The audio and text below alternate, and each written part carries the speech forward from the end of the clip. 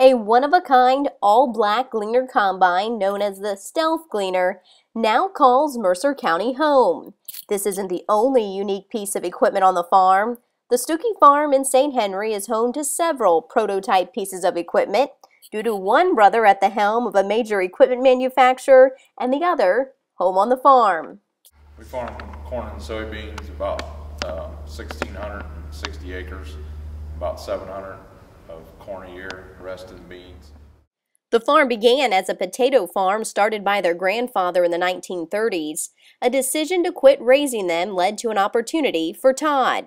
He got an off-farm job at the then local AGCO plant and eventually took a position at AGCO headquarters in Georgia. He is now the director of hay and harvesting. 12 years ago, Dave came back to farm full-time, though he still gets help from his dad and now his son Alex, and also occasionally his brothers. This fall, Todd and Dave became the proud owners of an all-new Super 7 Gleaner Combine, but you won't find another one exactly like it. To be able to introduce that, Kevin Bean came up to me and said, "I've got an idea." He said, "I'm going to paint a combine black." And if anybody knows Gleaner, they know it's a silver machine. He said, "I'm going to paint it black and I'm going to put it on YouTube." Now you got to remember, this is a couple of years ago and YouTube wasn't quite as popular as it was today. And I thought Kevin Bean lost it. And I'm like, oh man. So I told him, I said, I didn't hear that. I said, whatever you do, go ahead and do it, but don't tell too many people. Well, Kevin Bean did it. And he painted it black and they went on a road tour and a YouTube tour where they videoed his Gleaner series, his video series. And I happened to be out in Kansas seeing this one that's sitting behind us running. And I called Dave up and I said, "Dave, you need to get out here and we're going to buy a combine today." Went out to Kansas and ran in wheat one day with it, and I had no experience with the Gleaner until that day. And my biggest impression on me was the draper head in the wheat and the power, the stuff that we were running with a 40-foot draper, running 5 mile an hour and 100 bushel wheat with this machine, and not a grain on the ground out the back anywhere, no grain loss. And I said, "I'm going to buy it." And that day we made the decision that we're going to get it. So after the video series, we bought the combine. The capacity over our old machine is unbelievable. We went with the auto guide system, and then we also have the Ag Command, which so I can spy on the land. Everybody can watch me. I phoned him up and I told him, I said, "Dave, you're not running that machine very good." And he goes, "How the hell do you know?" And I said, "Well, I'm watching you. You're running about 70% capacity."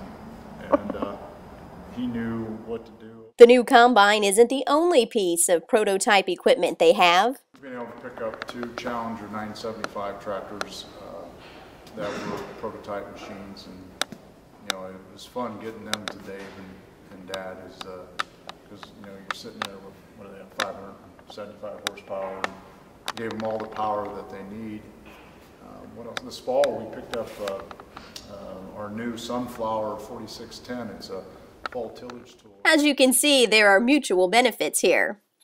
Toughest customer is my brother, because he has my cell phone number and he's not shy. When something breaks, he calls and chews my butt out. So it's good to know that that he runs and he tells me what it is. And if I feel confident to sell to my brother and my family, then I'm sure I can sell to any other customer out there. Every time I got a problem, I call him. I call him and say, "We need this, this, and this." And it's nice because he has the people that can get it done and get it to me, whatever we need. Todd relies heavily on Dave's input to gauge what customers need and want, along with what training needs to be done. By Dave operating this stuff, I can find out firsthand, number one, does the dealer know it? Did the dealer tell Dave? And 2 is if they didn't, and I can go to my people and say, this is the kind of training programs that we need to put in place. Recently, Todd brought several AGCO employees home with him to pick Dave's brain. I brought our North American leadership team out here, and we spent a day in the field and asked the customer and asked them a lot of questions Dave and even Alex. My feedback is make sure the bolts are tight, because that's our biggest problem with new equipment, is bolts being tight. We were down more this year with loose bolts than any other problem. I'm Heather Hetrick for the Ohio AgNet.